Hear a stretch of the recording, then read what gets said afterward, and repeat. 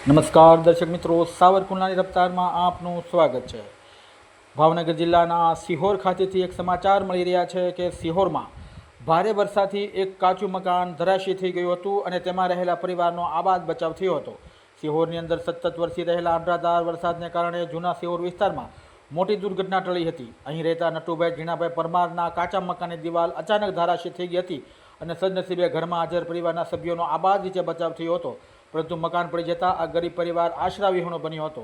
આ સમગ્ર ઘટનાની જાણ થતાં સિહોર નગરપાલિકાના પ્રમુખ શ્રી જાગૃતિબેન રાઠોડ, ચીફ ઓફિસર શ્રી વિશાલભાઈ શુકલ, નાયબ મામલતદાર શ્રી નિકુંજભાઈ ત્રિવેદી, એન્જિનિયર શ્રી હિરેનભાઈ રાઠોડ, પાર્થભાઈ રાજ્યગુરુ સહિતના અધિકારીઓ અને પદાધિકારીઓ તાત્કાલિક ઘટનાસ્થળ પર દોડી ગયા હતા અને અધિકારીઓ પરિસ્થિતિની સમીક્ષા કરી પીડિત પરિવારને ઝડપથી સરકારી સહાય મળી રહે તે માટેની કાર્યવાહી હાથ ધરી હોવાનું જાણવા મળી રહ્યું છે।